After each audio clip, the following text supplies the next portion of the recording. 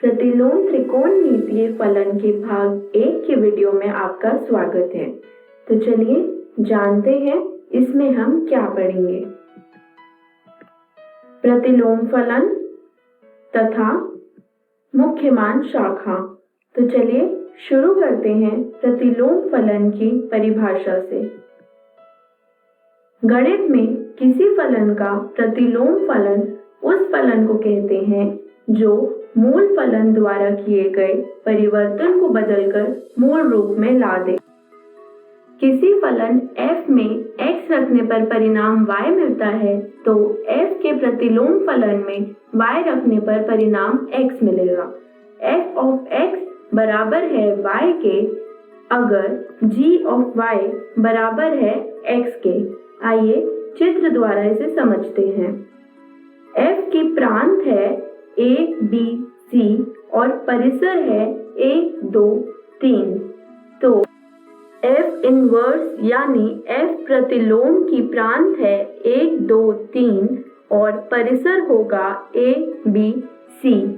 आइए इसे उदाहरण द्वारा समझते हैं।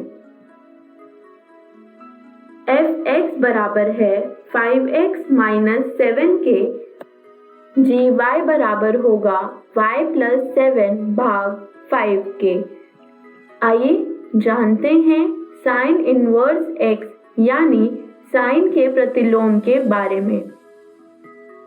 साइन इनवर्स x की प्रांत है -1 से 1 और परिसर है -π/2 से π/2।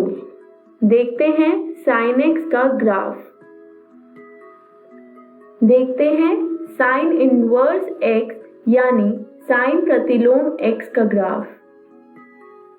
प्रतिलोम फलन का आलेख रेखा y x के बराबर रख के परितः संगत मूल फलन के आलेख को दर्पण प्रतिबिंब के रूप में प्राप्त की जा सकती है।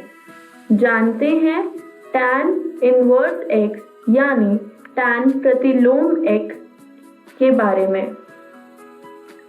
tan इनवर्स x का प्रांत है r यानी वास्तविक संख्या और परिसर है -π/2 से π/2। जानते हैं tan x का ग्राफ। tan इनवर्स x का ग्राफ होगा। जानते हैं cos इनवर्स x यानी cos प्रतिलोम x के बारे में।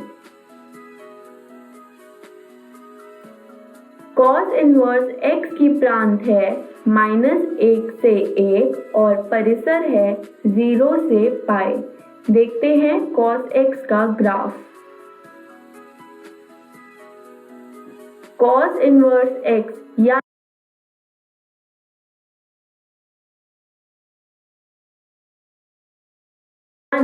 cos प्रतिलोम x का ग्राफ होगा। आइए जानते हैं मुख्य मान के बारे में। शुरू करते हैं परिभाषा से। क्योंकि कोई भी त्रिकोणमितीय फलन एकाकी नहीं है, इनके प्रतिलोम फलन तभी संभव होंगे यदि इनके डोमेन सीमित रखे जाएं। देखते हैं तालिका।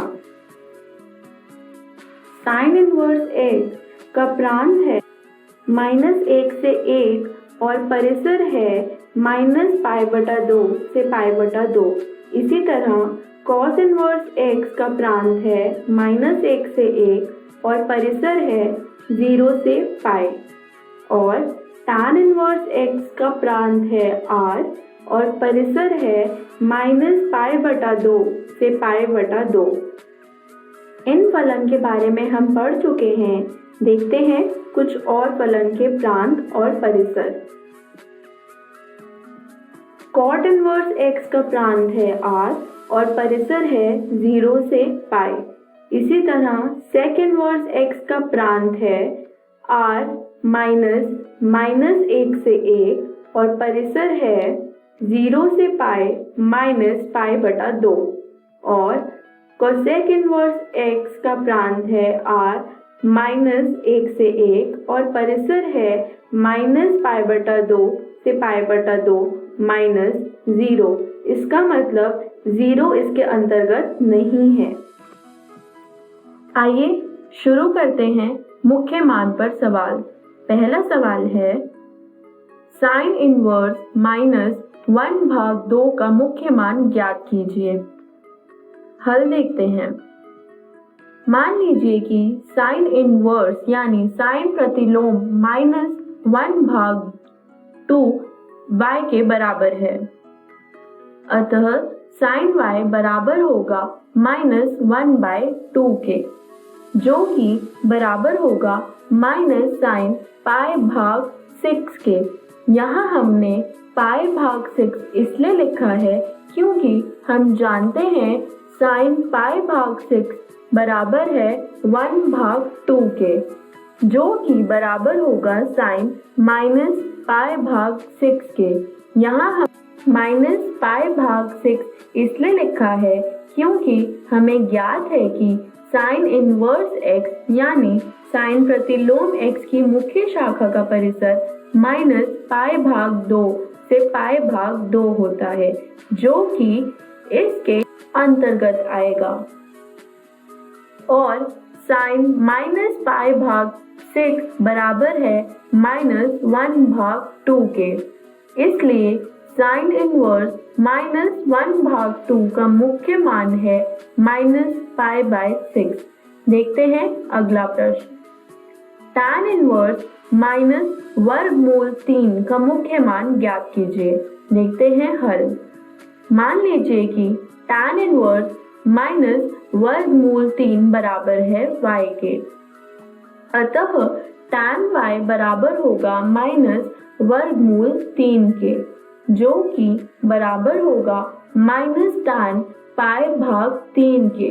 यहाँ हमने π/3 इसलिए लिखा है क्योंकि हम जानते हैं tan π/3 बराबर है √3 के, जो कि बराबर होगा tan -π/3 के, क्योंकि हमें ज्ञात है tan इनवर्स x की मुख्य शाखा का परिसर -π/2 से π/2 होता है और -π/3 इसके अंतर्गत आता है। और tan इनवर्स -π/3 -√3 के बराबर है। तो फिर tan इनवर्स -√3 का मुख्य मान है -π/3। आइए देखते हैं तीसरा सवाल। कोसेक इनवर्स यानी कोसेक प्रतिलोम 2 का मुख्य मान ज्ञात कीजिए। देखते हैं हल।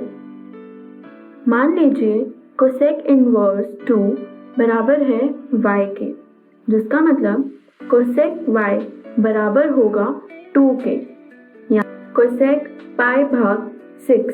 यहाँ मैंने π/6 इसलिए लिखा क्योंकि कोसेक π/6 बराबर होता है 2 के, और हमें ज्ञात है कि कोसेक इनवर्स x यानी कोसेक प्रतिलोम x का मुख्य शाखा का परिसर -π/2 से π/2 -0 होता है। इसका मतलब कोसेक इनवर्स 2 यानी कोसेक प्रतिलोम 2 का मुख्य मान है π/6। देखते हैं अगला सवाल। कोसेक इनवर्स √3/2 का मुख्य मान ज्ञात कीजिए। शुरू करते हैं हल। मान लीजिए कोसेक इनवर्स √3/2 बराबर है y के।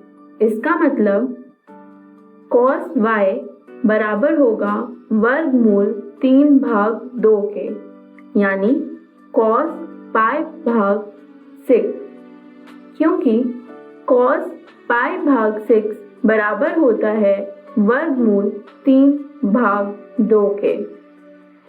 हमें ज्ञात है cos इनवर्स x यानी cos प्रतिलोम x की मुख्य शाखा का परिसर 0 से π होता है।